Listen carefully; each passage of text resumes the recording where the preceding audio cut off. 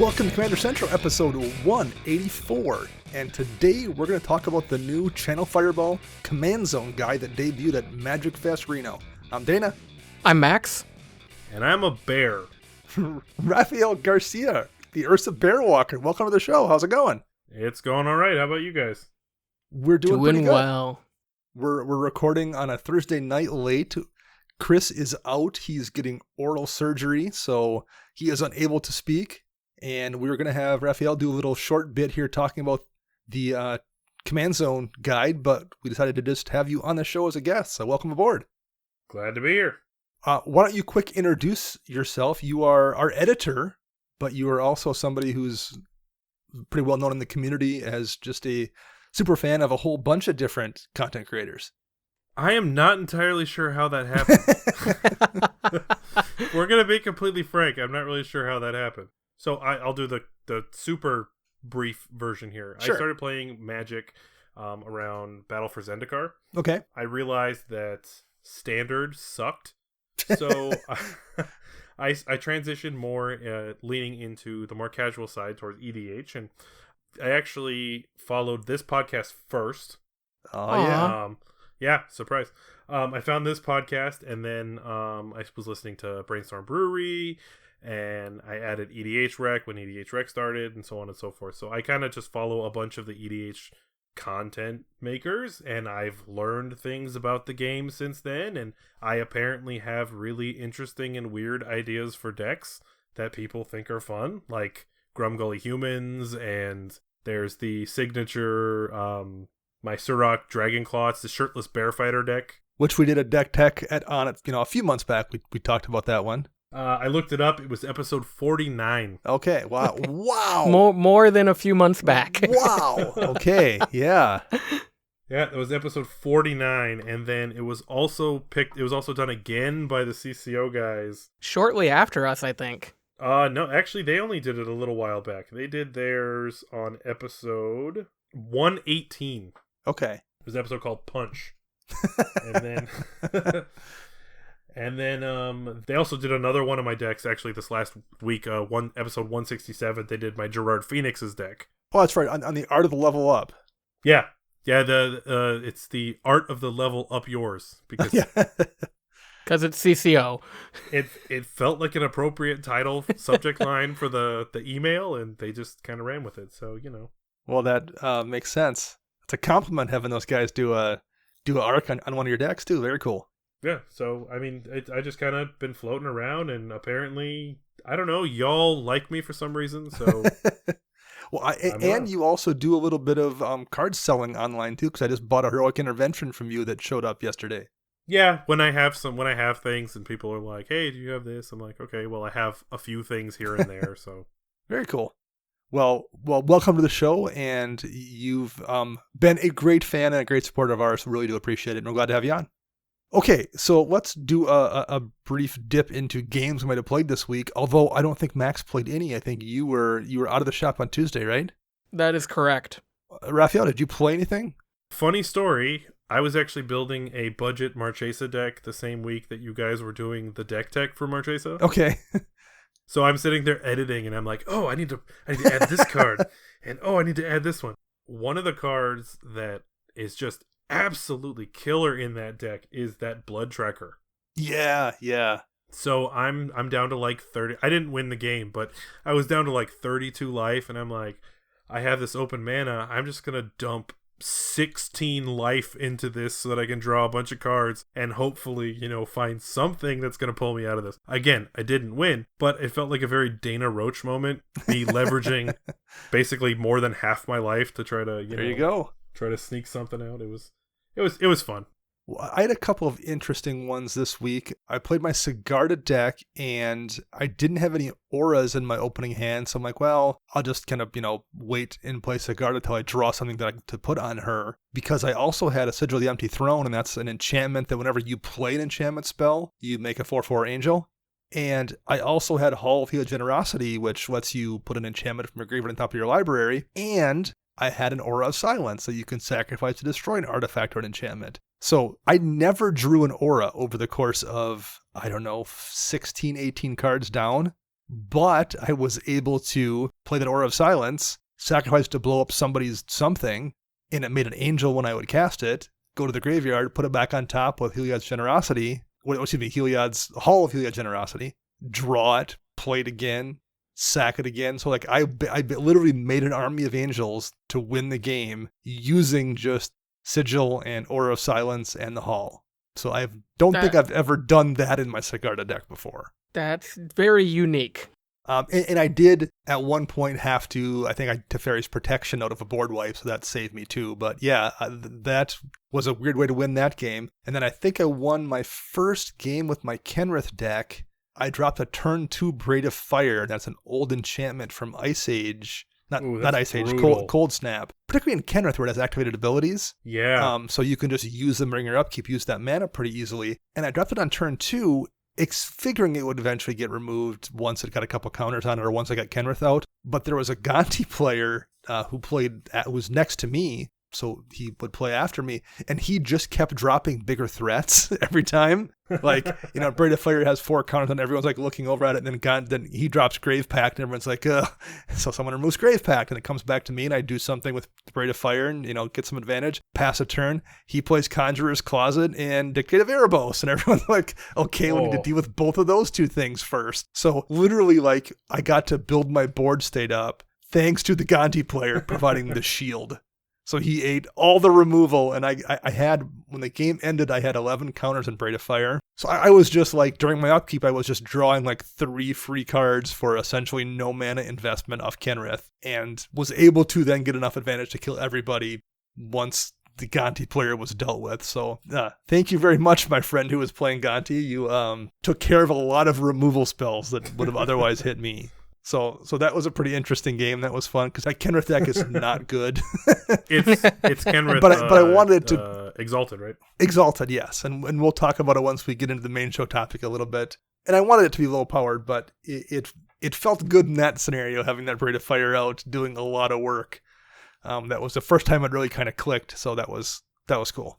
If you want to reach out to us out there in listener land and tell us about some cool games you played, or anything else that's going on in the world of Magic that involves Commander or anything at all, how would you do that, Max? You can find us on Twitter at CMDR Central, Facebook search us CMDR Central, YouTube search us where you'll find these shows with our awesome new background graphics done by Rafael. Yeah. By searching CMDR Central, and pretty much just Google CMDR Central and you'll find us one way or another. You can also find us on Patreon.com. Head over to patreon.com/CMDR Central. Check out our reward tiers, such as the Decks You Play series, where we go over your deck that you submit and tune it up for you. If you're so inclined to support us financially, you help keep the lights on and you buy me some pants.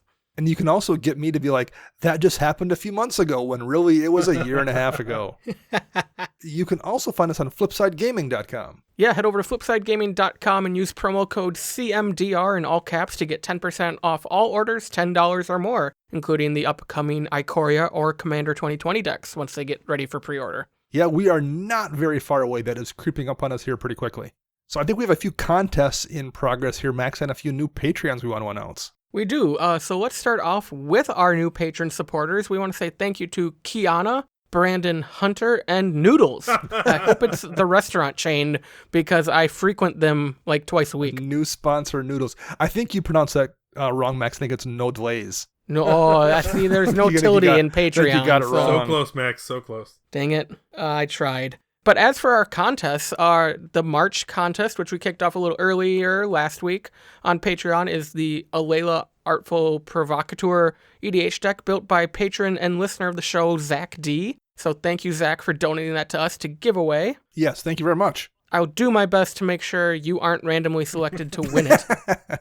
Good job. And as for Twitter, going out when this show airs, you'll see the full art Altered Marath Will the Wild done by local friend of the show, Ben Johnston. All right. If you remember about a year ago, I want to say we gave away a Lord Windgrace card he did in the same fashion. Yeah, a year. I was like, a few months back. Yes, it was like a year ago. Everything for you is a few months back. I guess. I am definitely getting old. We have a little bit of news this week we can touch on here. We got another Secret Lair announcement, so I guess we're getting those every week now or something. This one goes on sale March 8th, and the theme is Legendary Women, specifically in honor of International Women's Day 2020. So because of this, Wizards will donate $25 of the $49 price to the World Association of Girl Guides and Girl Scouts. The set contains Una, Queen of the Fae, Saskia the Unyielding, Captain Sisay, Marin of Clan Nel Toth, and Narset, Transcendent Master, all in new arts, with kind of a similar pose, like they're kind of looking at the camera or flexing at the camera. So did you guys look at these cards at all, and do you have any interest in picking that up? This is actually probably one of the first ones I'm actually interested in picking up. Okay. They're all cards that I either have ran in the past or have been interested in running. And I actually really like the art on this set. Yeah, and the art's pretty solid. It goes to a good cause, so... Okay. How about you, Rafael? I really like about 3 of the cards in this set, and will do absolutely nothing with the other 2. I really love the Marin. It's the same general scene, but a different pose, and I really like this pose better than the other one. I also really like the idea of at some point building a Saskia deck, and Sisay just seems like a good card to sort of just have around in the event that I someday want to do something like, Sisay non-creature tribal or something like that. Sure. But like a Narset and an Una, I would not do a thing with. Just because they have that reputation to them. But I do like the set overall. I think it's really great. They're essentially power poses, and yes, genuinely enjoy it. And I think that it's good. It's probably one I will pick up. Okay. Erin Campbell, I think she mentioned this on Twitter and on Magic Mike's, former guest of ours and just all-around fantastic Magic player, mentioned it was too bad there wasn't an Alesha Who Smiles at Death in this set.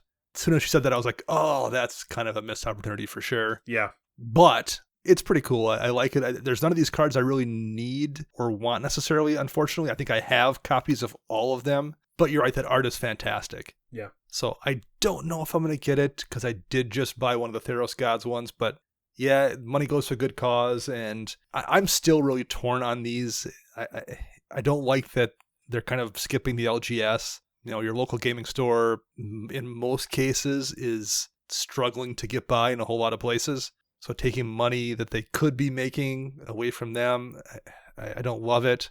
But I also get it, So I'm eternally torn on these. I like the product, but I'm not entirely wild about how they're selling them. I really love the cards in this particular drop. I am a little concerned, not just from the LGS perspective. Yes, they're donating $25 to a good cause, but this could potentially be a scenario in which WotC's sort of just gauging how much people are willing to pay for these. Sure. Yeah. And that's probably just me being, I hope that's just me being cynical, but that's a very real possibility. And if it turns out that that's what's going on, they charged, what was it, for 3 of those HasCon promos for the My Little Ponies, and they donated a portion of the money, the proceeds, but are they trying to see how much they can get out of us? I don't know. Well, and we've mentioned before about promo cards where, if there's 6 different special versions of one particular card, then what's really special anymore? Yeah.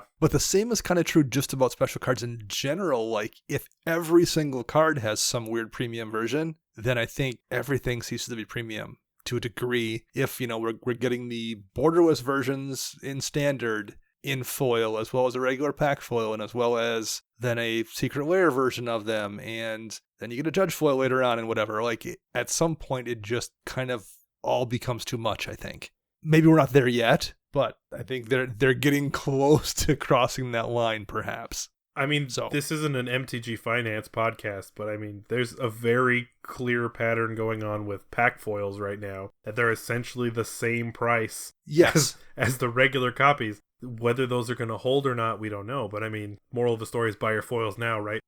Right. But like for a long time ago, when Alara was in standard, there were these special all foil packs of cards in Alara, and for a long, long time, for that reason, Alara foils weren't worth almost anything. Mm-hmm. Mm-hmm. So I'm not going to speculate too much about the impact of this long term, particularly financially, because it's out of my wheelhouse, and it's just so volatile. Who knows? But it's definitely an interesting time for all of this stuff for sure. And we have not even got to the full spoilers from what's the draft set coming out next month? Oh, the mystery boosters. The mystery boosters. I don't think we've gotten the full spoiler list for that yet. let alone Commander Legends, let alone, all the other products being released this year. Do you mean the Jumpstart? Plus Jumpstart, I didn't even mention Jumpstart. Yeah. Because we have most of the cards for the mystery boosters. The only ones we don't know are the foil sheet. Right. It's going to be an interesting year. Yeah. For sure. You have anything else we want to get into here before we jump into the main show? Let's rock and roll. All right. So what happened this week was Channel Fireball announced a new command zone guide they're testing at Magic Fest Reno. So by the time this airs, that will have already been done over the weekend. The show comes out on Monday, and they'll have done that Friday, Saturday, Sunday. Max, you want to read this to us here quickly so we know what we're talking about? Yeah, so the command zone guide per Channel Fireball is on a scale of 1 to 10, and it's how do you rate your deck and play style. So there are 5 levels here. 1 to 2 is titled For the Fun of It. More interested in a theme than efficiency or winning, just looking for everyone at the table to have fun. The second level is 3 to 4. It's labeled Casual. Trying to win, but with limited resources, example being recent precons. The next level being 5 to 6 is titled Focused. Powerful card interactions, but few are no infinite game-ending combos. Then we move on to the 7 and 8 level titled Optimized. Lots of infinite/game-ending combos and many powerful cards, but some of the cards are not from the highest tier of commander cards. And then finally, the 9 to 10 level titled Competitive. Decks pushed to the absolute limit, only the highest tier of commander cards are used, looking to win fast. So this is a bit of a deviation from kind of the traditional 1 to 10 scale-ish that like the Command Zone, the podcast / YouTube channel has talked about in the past. And I think that was one of the objections, Rafael, you originally had to this that you posted about on Twitter. And that was one of the things we were going to have you do a small bit on here to talk about. So let's kind of jump into that. What about this list and its deviation from like the previously used thing that the Command Zone show had brought up kind of bumped on you as being maybe a problem? Okay, so before anyone asks why on earth is the editor talking about this Sure, because you have some expertise in this area. You're not just a random dude talking about it like me. Oh, you actually have you're actually qualified. I am a random dude talking about this, but I do actually have a PhD in psychology, and my primary focus was on research methodology, specifically on asking psychometric questions like, how do we measure things that we try to measure? What would we try to do? That kind of a thing. So whenever you're trying to first assess something or you're trying to measure something, the first question you have to ask is, what do you want the scale to actually be measuring, right? So I'm going to pose this question to you guys. Pretend this doesn't exist for a minute. The 10-point scale. What is the 10-point scale as advocated by like the Command Zone and other people? What is that supposed to measure? To me, it feels like it's measuring the deck itself and not the pod experience. It's more leans in the fact that my deck does this thing really well and really fast versus I don't really mind what else my opponents care or if they're going to have a good or bad time playing against it. Sure, yeah. I mean, I think it just measures the rough power of the deck comparative to what? I don't know. I don't assume that takes the pilot into account either. I assume it's just like a generic, this deck is going to function at this level in anyone's hands. And I don't know how great of a metric that is, but that's my kind of default assumption. Right, and that's really what sort of grinds my gears, right? Is you touched on it, Dana. It's the idea that the scale seems to be trying to assess power level of the deck as if it's some sort of inherent property of the deck. If I take Zach from Commander Social, if I take his Ursa deck and I'm trying to play it, that deck is not going to play at the same power level as his, right? Right, it's correct. Probably going to play better if you're piloting it. I saw that in action. That's fair. A high-power deck in my hands is not going to play the same way as it is in someone who is a much spikier player. Because when I play a table, I tend to scale my play based on what other people are doing. Because I'm trying to like foster some semblance of an interactive experience for everyone. I want everyone's deck to do what they're supposed to do. So if what we're trying to measure is we're trying to measure power, then it would really just come down to like, what cards are people playing? What do we consider high power cards or low power cards? And it would actually be fairly easy to assess. The fact that the question is so actually difficult to answer, my deck's a 7, right, is the ongoing joke. I think indicates that the scale isn't really measuring power per se so much as what Channel Fireball is advocating here, this idea of the deck and the play style. Sure. And that's different. Like combining the playstyle into it is kind of a new thing on this 1 to 10 scale that really wasn't something I don't think factored in previously when we had this kind of power level discussion that the Command Zone show had wanted people to have. Right, and I actually like the scale overall. My only problem is the hangover with the numbers. Like the fact that it goes to 10 or that it's similar to the existing scale. It's both.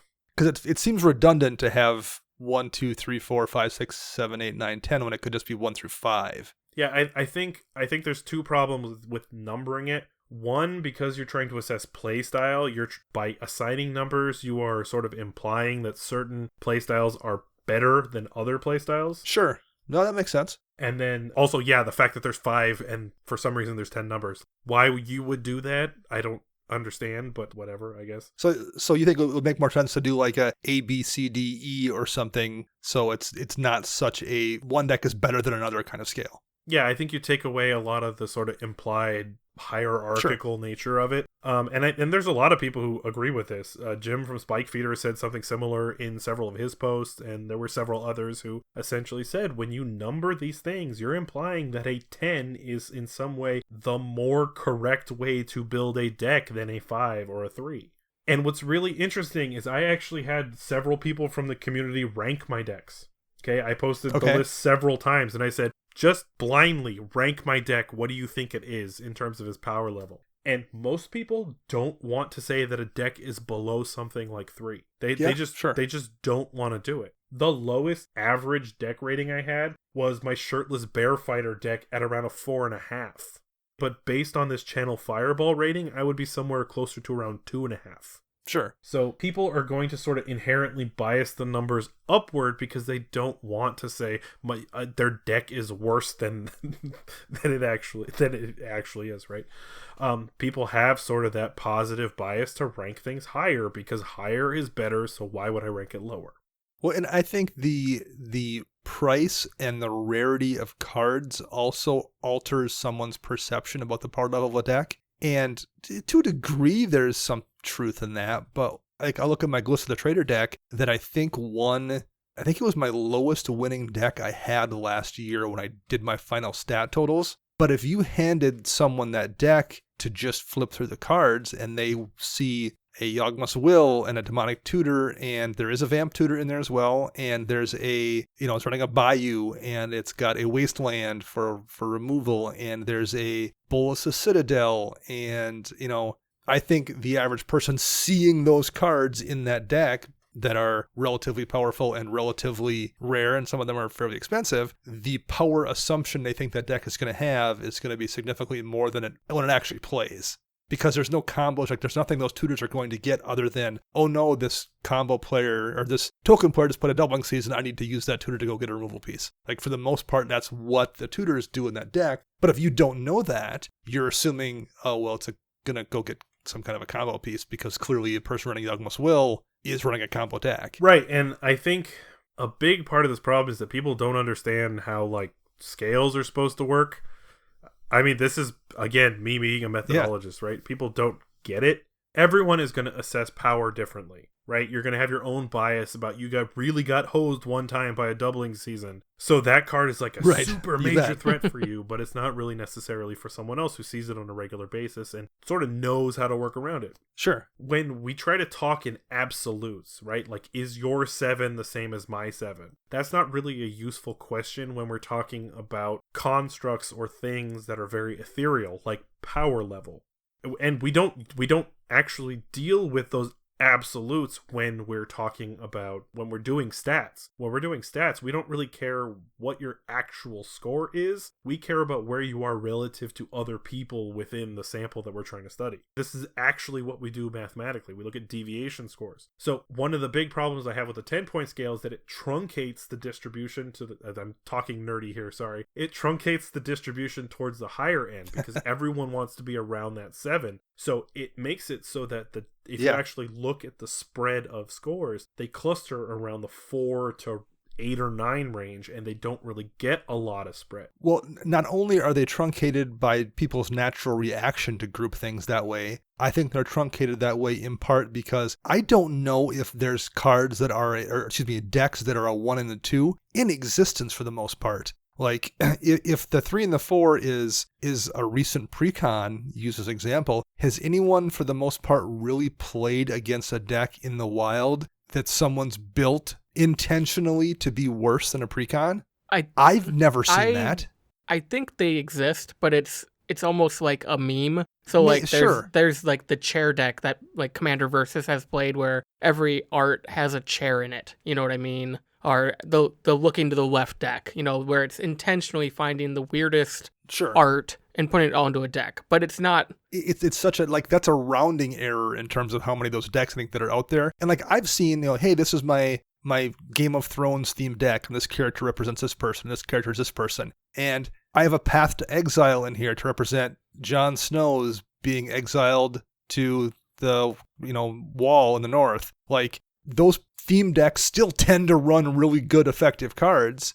For the most part, you know, you're right. There's the Ladies Looking Left deck probably would be a good example of 1 or 2, but there are so few of those decks in existence that I think it's almost a 3 to 10 scale even before you get into the natural human desire to group themselves kind of in the middle. And as someone who has a very specifically themed deck, right? I have a shirtless bear fighter deck. With the exception of Ixodron, all of the cards are either shirtless, bear, somewhere in the art, or involve the fight mechanic.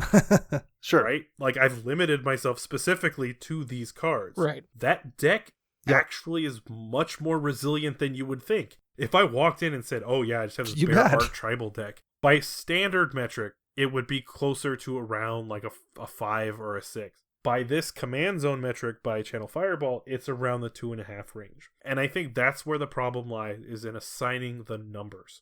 If we look at the way that we actually measure things, you can measure things either nominally by just classifying them. You can measure them ordinally by actually ranking them. You can measure them using what we call an interval scale, in which I'm not going to go into the subtleties, or like a ratio scale, which would be something like the Kelvin system. Obviously, we're not talking about absolute power, so ratio is out. There's virtually no chance that we have to actually assess that subtle differences in power that we can actually quantify them. So the interval scale's out. So the question is, are we ranking the decks based on power in broad categories, or are we just classifying them based on sort of the intent? And if we're just talking about nominally and we're just classifying them, there is no reason whatsoever to use numbers. It could just be the category names would probably accomplish that goal much better.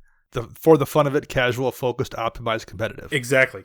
Your social security number is an example of a nominal scale. The only thing it really does is the number breaks down into like where you were born, when you were born, that kind of a thing. But by and large, it could just as easily be a random collection of numbers, and it wouldn't actually change anything because all it does is label the category. So one of the things that then has also popped up in this discussion was, I think it was Anthony on the Elder Dragon Statesman podcast posted kind of his variant on this. And I think you were kind of a fan of that, I believe. Yeah, I actually really like it. So the way that he classified it is he classified it as essentially being 2 dimensions that we're trying to assess. You're trying to assess the capacity of the deck and the intent of the deck builder. So you could be either high or low capacity, or you can think of that as deck potential, like how strong. You can think of that as your classical power assessment, like how powerful is this deck? And then the intent being like, are you playing to be super spiky, or are you playing just to make sure that everyone has a good time? So if you actually break that up into sort of a 2x2, you end up with these 4 quadrants that he outlined. You have your high capacity, high intent. This would be your competitive players. You have your high capacity, low intent. This would be your sort of self-restrained players. These are players who may be sort of playing down to the table, or players who have high potential but kind of sort of want to see what everyone else does before they sort of go off. You have your low capacity, high intent. This would be your ambitious players. So maybe people who are trying to play with like budget or rogue CEDH decks. That would be sort of the crowd that I think you're talking about in there. And then and then you have your low capacity, low intent group, which would be more your recreational players. Okay, so this would be people who kind of threw a deck together. They didn't just like slap a deck together necessarily, but they sort of built a deck. They kind of walked in and said, okay, I want to do a thing. I kind of built my deck to do the thing, and if it does it, that's great. If it doesn't do it, that's fine too. At least, I'll have fun trying to do it. That sort of a thing. And I really like this scheme because what the scheme does is it takes what are probably the two most relevant dimensions when it comes to assessing deck play in EDH. This idea of how strong is the deck sort of in a quote unquote objective fashion, and sort of what your intent is in the gameplay scenario itself, and sort of meshes the two. Yeah, the intent, I think, is a really important factor to all of this that's not present in this new MF Reno list. I think that's one of the things he really hit on there, because to use my Glissa deck's example from earlier, the intent of that deck, as piloted, is not going to win a game very quickly at all. The intent behind those tutors being included is to give me answers to threats, because it's a very slow rolling deck. And once you add that access to the equation, when it's not just about the raw power of the cards in the deck, you get a much more accurate picture of how the deck actually plays. So yeah, I think that is really an interesting way to look at it that I liked a lot too. I don't know if he necessarily went to the point where he fleshed out how exactly you would implement that entirely. And it makes for a much more complicated conversation too. So I guess there's something to be said for simplicity of this list to a degree. But I really like what he kind of was talking about there, just adding on the factor that what your deck is trying to do is really, really important. And I think we've all had decks too that have kicked off accidentally sometimes. Like you can't help that occasionally. You hit that God Hand or this combination of cards that you never really intended to work that specific way. I didn't mention this in our Games We Played segment, but I had a game this week where I was playing my Kresh deck, and I had a Winding Constrictor out and I had Kresh out. Winding Constrictor, when a counter is put on something, it puts an additional counter on it. I had a Great Henge out, so when a creature came into play, it got a counter just from the Great Henge, and Winding Constrictor put one more counter on it. And then I put a Deathbringer Thoctor, which lets you remove a counter from the Thoctor to kill a creature. And when a creature dies, you put a counter on the Thoctor. So basically, it let me wipe the entire board. Thoctor came into play with two counters on it. There was a bunch of 1/1s in play that I could remove one counter to kill them and get two counters put back on Thoctor. So basically, I wiped the board, and Thoctor was at like 14 counters after wiping the entire board. Meanwhile, Kresh turned into like a 40-40. If you were somebody who was just sitting there, and it happened pretty quickly, that was like by turn 8 or so, 8 or 9. If you were somebody watching that game from the outside, you would assume why are you the intent for that, Dana? Right. Well, you would assume the intent was for the deck to do that.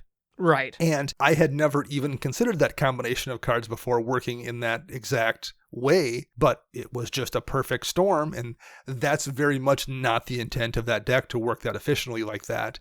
But it just happened to do it that game. So the intent really does matter is what I'm trying to say, even if sometimes the deck does kick off in a way that you don't intend it to.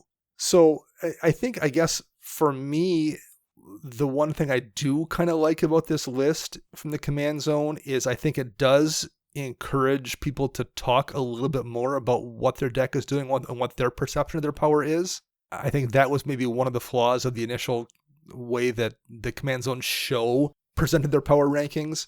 I think it didn't necessarily encourage a lot of conversation, and I think this, at least the way the list is written for all its flaws, does kind of at least a little bit encourage you to explain why you've classified your deck as such. What do you guys think of that? I definitely think it does help the conversation. It helps that Rule Zero conversation. I feel like the descriptions of each tier are pushed towards the quantified values. So specifically like an optimized deck, according to this ranking, says lots of infinite or game-ending combos and many powerful cards. What is lots? Like, is it right. 2? Is it 3? Is it a handful? And the fact that they use and instead of or before many powerful cards, that implies you're running infinite combos and you have ways to find them. Sure. That's how I read it. So I think the definitions could be reworked a little, but I do kind of agree with what Rafael said earlier. If you were to just drop the numbers, this would be a lot better just to start out with. So we, as human beings, right, we have this weird obsession with quantitizing like everything.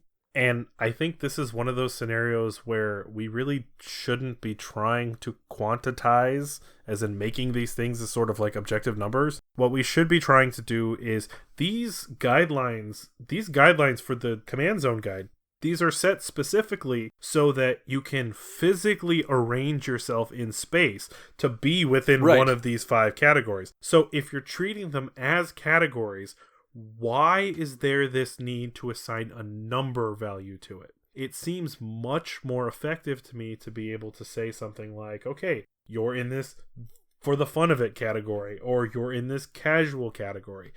And what that does by setting it up as a category, you're sort of introducing this idea that there's going to be a lot of variation within that category, and it almost helps the Rule Zero conversation starting, because you're gonna go into that group and you're going to have a certain expectation about the kind of dialogue that's going to happen. If I walk into the competitive group, I can make some assumptions about the kind of conversation that's going to unfold. Let's say, for example, I'm just in a sort of competitive-ish area. I'm going to obviously not want to expose as much information necessarily about my deck as I would if I were just in a for the fun of it category. If I walk into the 1 or 2 group, I'm just going to be like, hey, yeah, this is my deck. It wins with this really weird 18 card combo. Look, this is how it works. That's really cool, isn't it? That's the kind of conversation I would expect in that kind of group that I wouldn't expect if I were in that sort of optimized or competitive group. I would absolutely wager there's a lot of people out there that would be, absent the numbers, would refer to their deck as casual or perhaps even focused. But when the numbers are applied, they're much more likely to say, oh, well, my deck is higher than it is because the numbers make them want to rate their deck higher, for sure. I would guarantee that if the numbers weren't there, people would probably rate all their decks down one category. But because of the numbers, they want to think the decks are higher tiered, because I don't want to be a 3. Almost. I want to be a 6. Almost certainly. So, I think that would have solved a whole lot of problems for sure. Is just removing the numbers.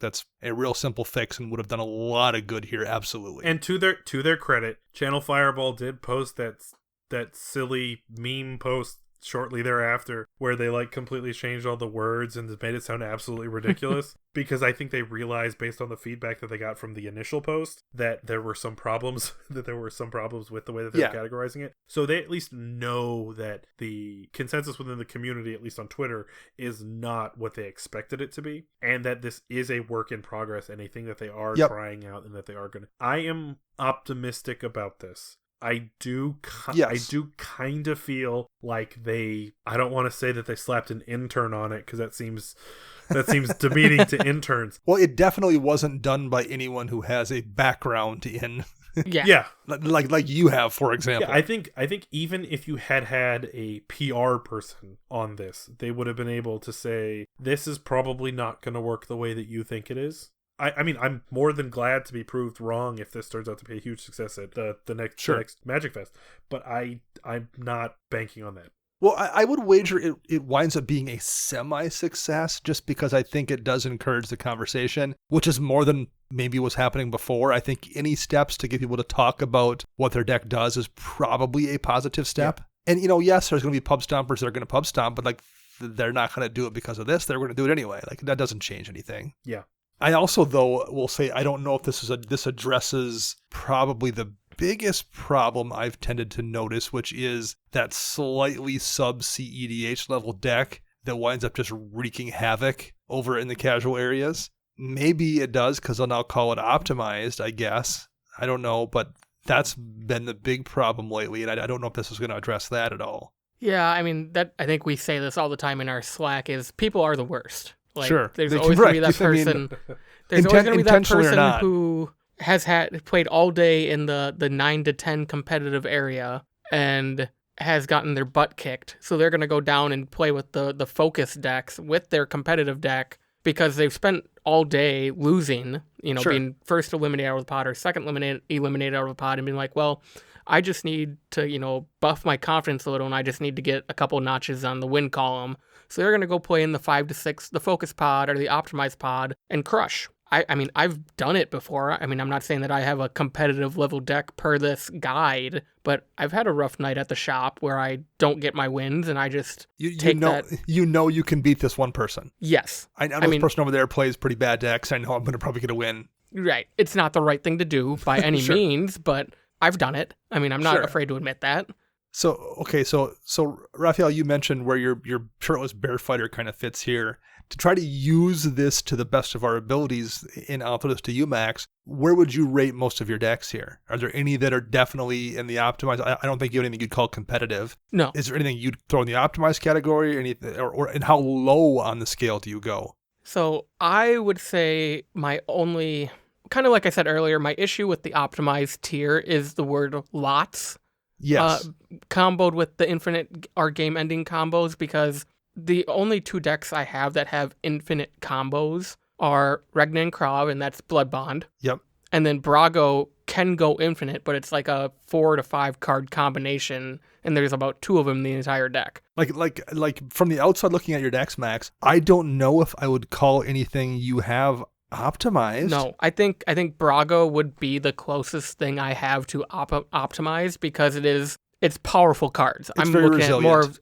I'm looking at more of the mini powerful cards versus the combo aspect Sure. of the optimized tier. But otherwise, I think Dramoka and Regna and Krav are focused. I think Tuvasa probably could be called optimized, because it's just a very fast Voltron deck, and it's resilient. It is, but I also feel like you're going to, in that tier, you would have a tough time winning. Probably. But I think then all of my decks, minus probably Brago, land in the focus category, and Grumgully is in the casual or focus category. See, and I think this points to another problem with the scale, and that is, I did see this mentioned in the responses to the initial post, was that it focuses very heavily on the idea of combo as a win. Yes. You bet. Right? Because I am 99% sure that the vast majority of both of your decks would just stomp over anything that I have. Like, my strongest deck is probably that Gerard deck, and with your Phoenix deck, and with the amount of graveyard hate that you guys have based on lands, based in lands specifically, it would just obliterate my deck. And by this particular taxonomy, you could argue that it might be a focused deck because of the whole Gift of Immortality Gerard combo, where I can just wipe the board and keep bringing it back. But if I'm going against Dramoka, you can get Dramoka on what turn, Max? With the God Hand, turn 3? Yeah, like, I wouldn't be able to do much against that. So, even with my God Hand, I wouldn't be able to do much with that. Yeah. Yeah, it's such a, it's so subjective, and it's so, I don't know. In a lot of those decks, too, like, it's really meta-dependent, too. What's strong in one environment isn't necessarily strong somewhere else. Yeah, so. I was going to bring that up. Like, I build my decks for our local meta. Like, I build because I know that's where I'm going to play 90% of my games in the year is going to be in that shop. Mm-hmm. Yeah. So I know how other people build and what I need to be ready to battle against. You know, we've mentioned this on multiple, like, GP Vegas recap shows where we sit down in a semi-casual pod and there's no targeted removal. Everybody's just running mass removal. And then 2 games later, it's the complete opposite. It's all targeted removal and no mass removal. So it's hard to be prepared for the wild. So what you said, what's strong at home might not be strong at Magic Fest Reno or Magic Fest Detroit. Yeah. It's such a sliding scale, and it's just, there's so many variables. And there's no perfect system here that we could, if we wanted to do another hour in the show and like brainstorm the best system possible, there's just no perfect one that anyone's going to come up with, I don't think. No, and for sure. I think that sentiment has been echoed by many people. In particular, I can think of Anton. I think he goes by All Hail Bolus on Twitter. Yep. He has been talking about this repeatedly, this idea that trying to classify it ultimately comes back to, we need to somehow normalize the Rule Zero conversation. Yes. Because the extent to which it's happening at places like Magic Fest or at our local LGS just doesn't quite seem to be sufficient. In a meta where you essentially brew decks together, it's a non-issue. Like my meta is a bunch of my friends online from various groups. We get together, we play online, and we like share deck lists with each other. We're like, hey, I'm planning to build this. So like we essentially build the decks in front of everyone, so everyone sort of knows what they're to expect. So that kind of a play group is completely different than if we were to go to something like Magic Fest. I go to Magic Fest and I see an Armageddon. Like, okay, I'm not expecting that, because who the hell plays Armageddon in a casual pod? Me. Yes, scumbags like Max. But I'm wearing my scumbag shirt too. Are you wearing scumbag pants? That is for me to know and neither of you to find out. This is part of the reason why, again, I really like that post that was by Anthony. Is that right? By Elder? Yeah. Yes. Correct. Yep. From EDS, from the Elder Dragon Statesman. Yeah, because it, again, sort of poses sort of these broad categories, and those broad categories give you enough information to know that you're probably around the right kind of people, and to sort of get that conversation started. I think giving these numbers, we rely too much on them as sort of being the end-all be-all, and we actually need to remove those to in some way be more effective. And I think after this whole conversation and after looking at this whole thing, I don't think it changes how I will approach the Rule Zero conversation. I think prior to this guide, I was sitting down at a table with strangers and saying, okay, this is my, Asperia Supreme Judge deck. It has a little bit of control element in it, but not a crazy amount of counterspells, so don't worry about that. And it's not very fast. I'm never win before turn 10. But there is a Tundra in here. There's a couple cards that are expensive and may look very powerful, but again, the speed is pretty slow, so I'm never going to win before turn 10 in the best case scenario. That's what I would have said prior to this whole thing, and I'll still handle it the same way. I think I would sit at the focus table with that deck and have the exact same conversation. So I don't think this has changed what I would do for Rule Zero. I still think that's the best way to handle it. This might, I guess, direct me to a table where I think I'm probably going to have the best luck in countering some more powered decks, but I don't think this has changed my desire to still present that much information. I'm not entirely sure that the scale was made for you, though, Dana. Sure. That's a good point. I think, I mean, let's be frank here, Dana. You go to Magic Fest on a regular basis. You're on 2 podcasts. Sure. You write it. I read a weekly article. Weekly article. Right. You are a person of a certain social ability that this is sort of not really an issue. And I think that these fair. Really are more designed to sort of shortcut for people who might be having some sort of social deficits. Well, and maybe it will encourage them to then talk more too. Right. And again, which is why I think sort of these broad categories without the number assignment is so important. I think it's because it says, look, these are the expectations you should have being around this group of people. This is sort of the way that the conversation should end up going for you. And I think that's very helpful and very encouraging for people who might have those sort of deficiencies. Yeah, that's a fantastic way to wrap that up. Does anyone have any final thoughts here before we get out of here for the show? I will take your silence as no. Well, Rafael, thank you very much for guessing. That was really informative, actually.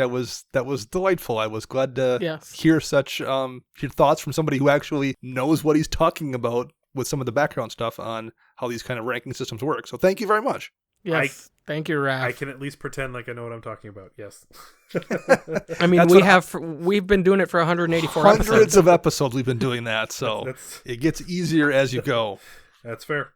If anyone's looking to find you online so they can say hello, how would they do that?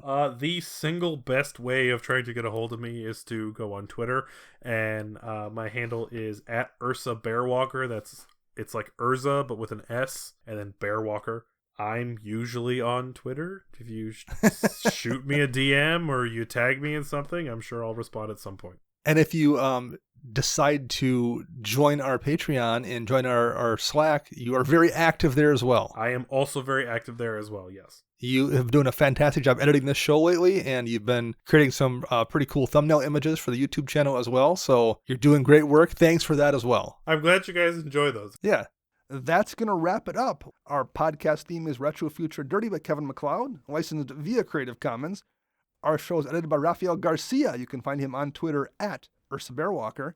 You can find me on Twitter @Dana Roach. You can find Max @CMDRCentral_Max. And you can find Chris @WiseSquishy1. We'll be back on Monday. Until then, I'm Dana. I'm Max. And I'm Rafael.